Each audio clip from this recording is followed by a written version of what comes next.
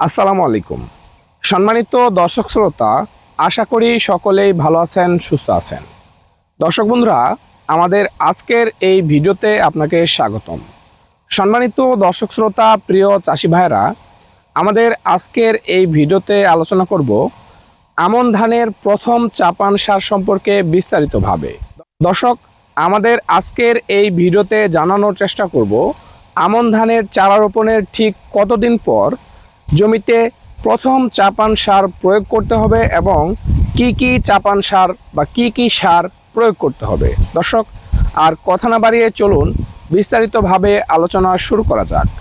আলোচনা শুরু করার আগে আপনারা যারা কৃষিকে ভালোবাসেন, কৃষি কাজের সাথে সম্পৃক্ত আছেন, তাদের কাছে একটাই রিকোয়েস্ট থাকবে, আমাদের চ্যানেলটি সাবস্ক্রাইব করে আমাদের পাশে থাকুন। সম্মানিত দর্শক শ্রোতা, প্রিয় চাষি ভাইরা, আমরা সকলেই জানি আমরা ধানের ফসলি জমিতে 3টি কিস্তিতে সার প্রয়োগ করে থাকি। প্রথম চাপান, দ্বিতীয় চাপান এবং পরিশেষে শীষ বের হওয়ার আগে সর্বশেষ আমরা 3য় নাম্বার চাপান প্রয়োগ করে থাকি। দর্শক বন্ধুরা, প্রিয় ধান চাষি ভাইরা, আপনারা সকলেই জানেন আমাদের ধানের ফসল জমিতে 3টি স্তর থাকে। প্রথম হলো চারা বা রোপণ স্তর, এরপরে হলো প্রজনন স্তর, এরপরে হলো শীষ বা কুশি স্তর।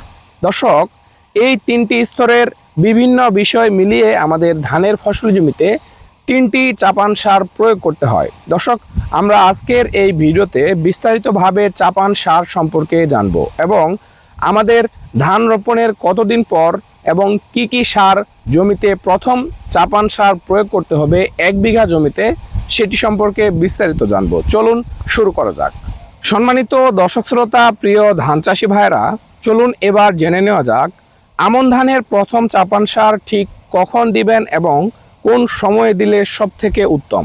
দর্শক বন্ধুরা, আমরা ধানের ফসল জমিতে চারা রোপণের 12 থেকে 15 দিন পর প্রথম চাপান সার প্রয়োগ করার উচিত এবং উত্তম সময়। 12 থেকে 15 দিন পর আমরা যেন ফসল জমিতে চাপান সার প্রয়োগ করে থাকি। সম্মানিত দর্শক শ্রোতা, প্রিয় চাষি ভাইরা, জমিতে চাপান সার প্রয়োগ করার আগে আমাদেরকে যে বিষয়গুলো লক্ষ্য রাখতে হবে সেটি হলো আমাদের ফসল জমিতে প্রথম চাপান সার প্রয়োগ করার আগে মুক্ত এবং পরিষ্কার রাখতে হবে। এরপরে চাপান সার প্রয়োগ করার আগে জমিতে 1 থেকে 1.5 ইঞ্চি পানি রাখতে হবে। আমাদের ফসল জমিতে যদি 1 থেকে 1.5 ইঞ্চি পানি না থাকে, সেক্ষেত্রে চাপান সার প্রয়োগ করা যাবে না। এরপরে আরেকটি বিষয় খেয়াল রাখতে হবে, সেটি হলো মেঘলা বা আকাশে যদি বৃষ্টিভাব থাকে, অর্থাৎ বৃষ্টি হবে ঠিক এমন একটি পর্যায়, সেক্ষেত্রে আমরা জমিতে কোনো রকম সার প্রয়োগ করব না। দর্শক, এই কয়েকটি বিষয় আমাদের ফসল জমিতে চাপান সার প্রয়োগ করার আগে মাথায় রাখতে হবে। এবার আসি চাপান সার প্রয়োগ কি পরিমাণে করব এবং কোন কোন সারটি প্রয়োগ করব।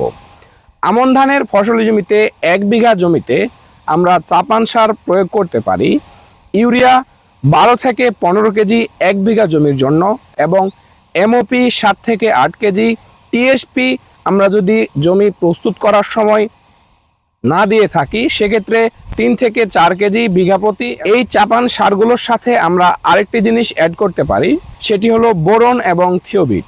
সেটি আমাদের ফসলি জমির জন্য খুবই ভালো একটি গ্রোথ নিয়ে আসবে, আমরা সেগুলো অ্যাড করতে পারি।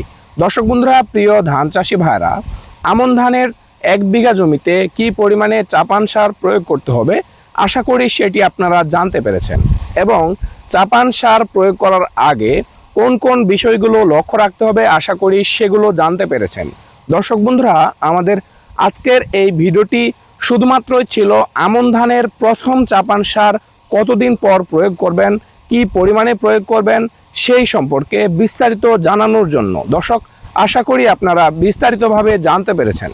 আমাদের আজকের এই ভিডিওটি এ পর্যন্তই। এতক্ষণ সাথে থাকার জন্য অসংখ্য ধন্যবাদ। ভালো থাকবেন, সুস্থ থাকবেন। আল্লাহ হাফেজ। আসসালামু আলাইকুম।